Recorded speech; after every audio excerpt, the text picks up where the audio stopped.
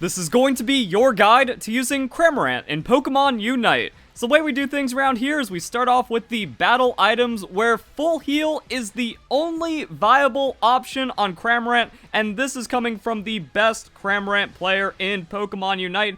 The eject button, it does not give you as much value. What you want to do is you want to pop the full heal, you want to eat some crowd control, you want to burn their cooldowns, and then you want to absolutely obliterate them on the Hurricane and the Surf. Also, by using full heal, it means you can get into position for your Unite move, and you're not going to get knocked out of it by like some weird crowd control. So it lets you do whatever you want to do, and that is one of the big secrets to succeeding on Cramorant. So yeah, eject button doesn't really have much. Slow smoke, it's a nothing item. X attack. So the thing about X attack is that it can be good on certain Pokemon, just not special attackers, because the way that special attack scaling is inside the game isn't really that great. So you're getting a small amount of bonus special attack to scale into like the small amount of scaling you get. Doesn't contribute enough damage to really make it worth it. It's going to be about the full heal. So that was pretty quick. Let's talk about the item build on Cramorant, and I just go with the standard. We have Buddy Barrier, it's broken.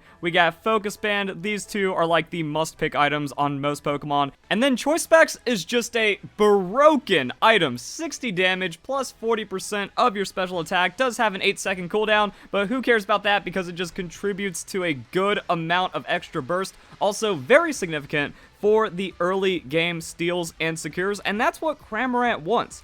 Cramorant wants to go in there, get every neutral objective. You know, the Center Apom, the Center Audino, Vespiquen, Combee. It wants to do that and maybe even steal a little extra from the opponent, get to its level 6, and start popping off super hard. The explanation for the Focus Band is that it lets you sit in there and it lets you duel. Because if you're getting ganked by a Zeraora, an Absol, a Lucario, or just like a melee Pokemon gets onto you or something, you just fight them. You drop the Whirlpool down, your Focus Band starts proccing, and you say, "Come at me, bro," and then you win the fight, and then you're ahead, and then awesome things happen. Also, it's really good for like getting away, surviving just long enough to get an extra ability rotation, and then Buddy Barrier is absurd, you know, just 600 flat health in the beginning of the game, pretty easy, pretty free, and the shield, Cramorant has one of the best Unite moves in the game, so not getting immediately bursted when using your Unite move is going to be the play. Some people might think Energy Amplifier is a pick on Cramorant. I disagree with it. Also, I guess Energy Amplifier is under attack.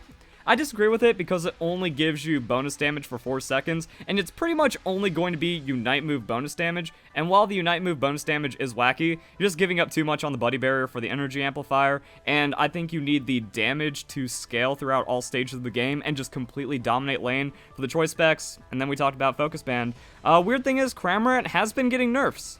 Not Lucario, not Zeraora, Cramorant. So yeah, you really need to get that power put back into the Cramorant for the early game and for your regular ability rotations instead of just being handicapped around your Unite move. Also, they nerfed Cramorant's Unite move, so I wouldn't really care about using Energy Amplifier to get that damage back. You just have to play a lot better now, but if you're top playing Cramorant, then you should be okay, and we're going to get down into that for the practice tool after we talk about the moveset. So basic attack becomes a boosted auto attack with every 4th attack, shoots out an Arrokuda, it can bounce, it has special attack scaling, so that's pretty cool. Gulp Missile, it pretty much synergizes into how your passive works, and if an opponent hits you, then it automatically throws it, or you just use it as an auto attack, and then if you go into an ability, you pick up a Gulp Missile.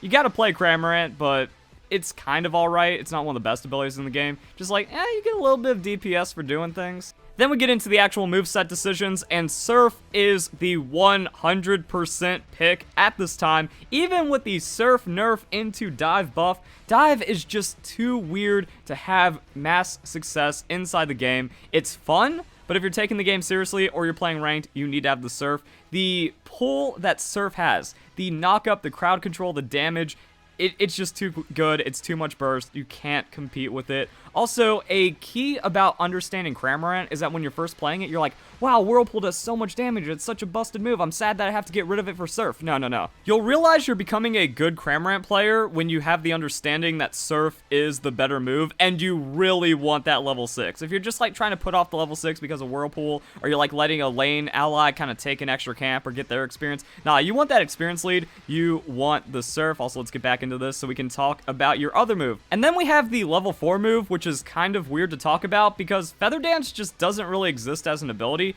You throw it down past the center Apom or Audino to maybe tag an opponent with it. You secure it because Whirlpool's busted. You take Apoms or Audinos, and then boom, you're level 4. So you get like Feather Dance once, maybe twice, and then Hurricane is the 100% pick. Never, ever, ever, ever, ever, ever, ever, ever, never go Air Slash.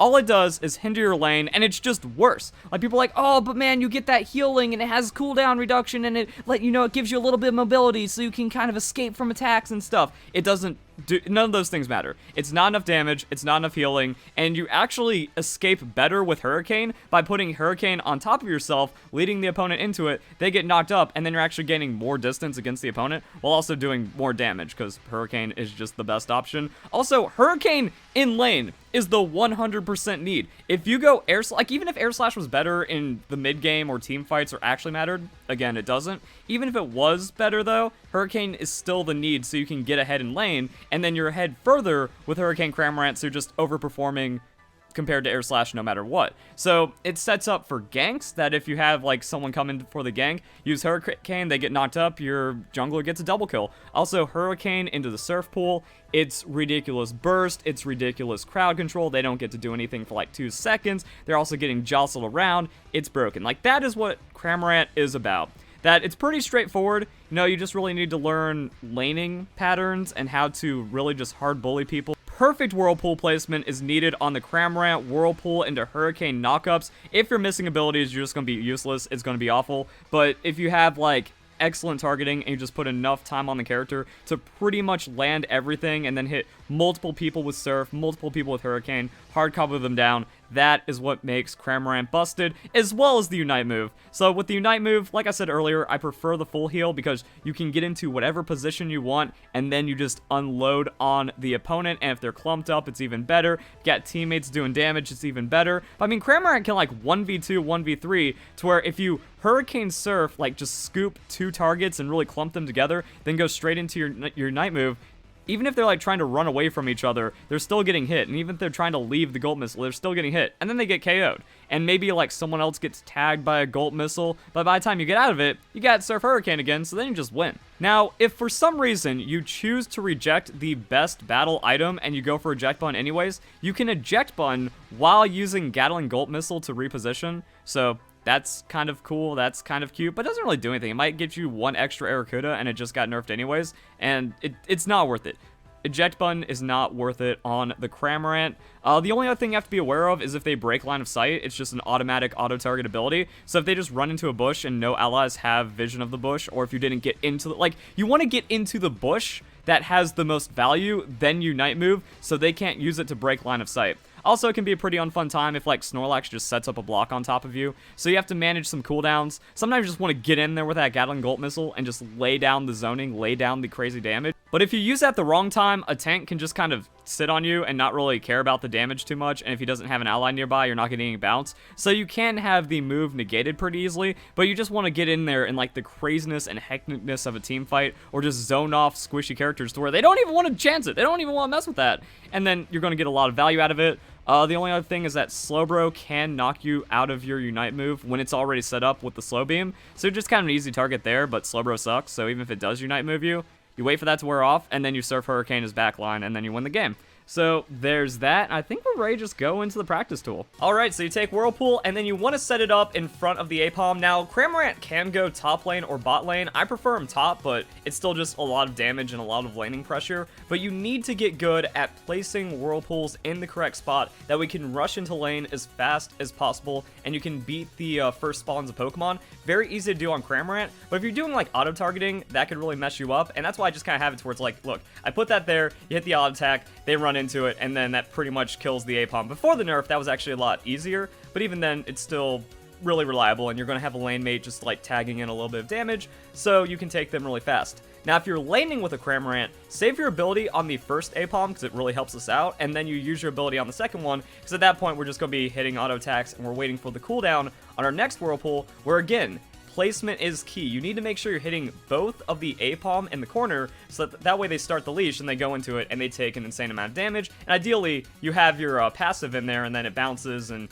you just KO them off of one auto attack with the Arrokuda, like one empowered auto attack, full duration of Whirlpool. If you're doing that, you're going to be speeding up into lane really quickly. So what you want to do is you want to beat out the 9-minute and 40-second spawn timer and already have Whirlpool on the ground like 1 second before. That way it's doing the empowered damage. Now, because of the nerf to Whirlpool, they kind of like front load the damage bit and knock some off at the end. So as long as you're just like here placing it like immediately before the Corphish spawn, it's going to be okay. And as you can see, it's a good amount of damage, but Corphish will leash in weird ways. So if you're in the bush and like an enemy appears and like walks up, it's going to walk away from you. Or if you're here and you're in the bush, as you can see, it can run out of the Whirlpool. So you kind of want to like get in there with it to make sure they're fighting in that as much as possible. And then hopefully you have an ally that's either zoning opponents or going for the secure on the last couple of ticks of Whirlpool. That's got the same thing. Like you need to lead the Pokemon into your Whirlpool. Like don't place it where they are. Try to walk up with them, and that's going to lead to faster clears. And by the time Vespiquen spawns, like this is just explaining things, so we're not doing it live real time. I want to make sure that everyone understands what's going on. When Vespiquen spawns, you pretty much immediately want to drop it in there. Try to get some combis. Try to get as much damage onto the Vespiquen. And as stated earlier, you do want to lead it a bit, that way everything leashes into and they take the most amount of damage, but setting it up in like the center Vespiquen is also kind of weird, and there's going to be like enemies attacking you and allies supporting you, so as you can see, there's kind of like a sweet spot where Vespiquen can still be like in the edge, and you're also getting the combis that are heading towards you, and you can get a lot of damage that way. So pretty much, you're just there to be a secure bot, that you want to make sure you get the Corphish spawn at 9 minutes, which is very easy because you lead it with the Whirlpool again. Take all your camps, you secure the center Corphish or the center Audino, you set up and try to get as much Vespiquen secure as possible, especially with Hurricane. Like, you use your Hurricane to either, like, last hit the Vespiquen or knock up an opponent, and then get the secure on the Vespiquen that way. And after that, you're going to be looking really good for experience, catch spawns, and you just start looking for picks. You know, you're posturing around. If an ally's coming to gank, you set that up with Hurricane into the Surf, and it's just over for them after that. So that's really the mastery behind Cramorant, is getting that early laning down to get yourself as ahead as possible. And then when that's happening, the picks you're getting on like Hurricane Surf are doing insane amounts of damage. If you're like one level up over an opponent's like carry Pokemon, you know, you hit a Cinderace or a Greninja or a Lucario or something with Surf Hurricane, that's over half their health. Just gone like that. If you're hitting multiple enemies as well, you're just doing insane burst damage as one character, and then like opponent or ally CC, ally follow-up, ability rotations into your night move, that's where things get pretty wacky. After that, just like fundamentals, you know, learning how to really set up Hurricane super fast, making sure you're landing Surf, making sure you're just landing abilities, and understanding how laning goes, to where it's like, oh, if I'm just bullying them the entire time in laning, if I'm not securing the spawns as fast as possible, then I'm dropping experience. Not good. But if you're getting things stolen from you, that's also not playing optimal, because Cramorant does have just so much laning power that you need to understand. But you also have to know, like, when to bully an enemy Pokemon where it's like, alright, they're hurt, that means I can fall back here and I can secure this. And you need to get really creative on, like, angles and stuff like that. It's mostly just kind of picking up a lot of mastery overall and understanding each ability and how crazy this Pokemon's kit is. Other little bit of tech is that if the enemy gets Rotom, do not surf directly into the Rotom because it pushes them into your goal. Every Cramorant main will make that mistake, and hopefully you never make it again. So if you're actually doing that, then you want to pull it away from where Rotom is pushing, and that could be helpful in that way. Pretty much it. As for, you know, getting your third auto and picking up Pokemon, it's like, yeah, Pikachu's good. Pikachu has that extra bit of slow effect on top of it, which is pretty nice to have, and that means you do want to use your Unite move at low health. So when you're below 50%, that's how you get the Pikachu. It can be hard to where it's like, oh yeah, I'm getting bursted down by their entire team, or I'm getting picked out, or something crazy like that is happening. Once again, that's why I have the full heal, because the full heal, you can just kind of run into a crowd, get the Surf Hurricane that you want, then safely use your Night move, and after that, it's just ridiculous. And if you have Pikachu, gonna be a pretty cool effect. But overall, just use it, just do things, win games. So yeah, the big points to Cramorant are get experience as fast as possible, be a lane bully, and don't pick Air Slash, and you can be pretty successful. So let's hop on over into a game where you can see like all of these things kind of really coming together for Cramorant, and hopefully this helps you out. Oh yeah, and for my settings, it's going to be standard lock-on range, no aim assist, and I like doing lowest total hit points for the auto target. Done. So that makes the Whirlpool nerf go, oh wait, hey, I like it. Nope. Never mind, it's already taken. So that makes the Whirlpool. No, they didn't, because now you're not, you should still be one-shotting Apom if you have like more damage, technically. I don't know what happened. Oh, I think the first activation activates. Okay, one thing I want to know if it was every tick. If every tick activated specs, it's beyond busted. However, the first tick is still activating specs. So the Whirlpool nerf no longer exists. So we kind of got that buff back. We are, I think we're still damage pause. Oh, he's dead. Cramorant's burst is already better. Just gonna hit that. He's dead. Can I? Oh, I shouldn't be. I honestly. Okay. Yep. Cool. That's fine. They also buffed my auto attack. I don't know why Ralts tried to score. See, don't force scoring, kids. Is he just going to die? I missed. Damn it, I'm bad. Can't be missing that hurricane. But also, soft. I wanted Apom to leash back. That's okay. Soft, difficult to predict how he's going to like dive into that. But yeah, that score was worthless because he loses out on Vespiquen experience. Vespiquen steal or weirdness could happen. And of course, because of the spawn timers, Raboot's going to be there. Or Score Bunny's going to be there. Oh shit. Rumble in the jungle. Okay then.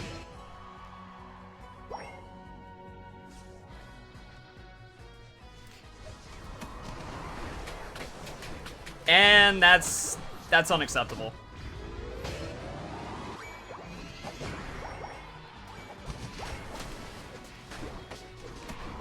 And that's unacceptable.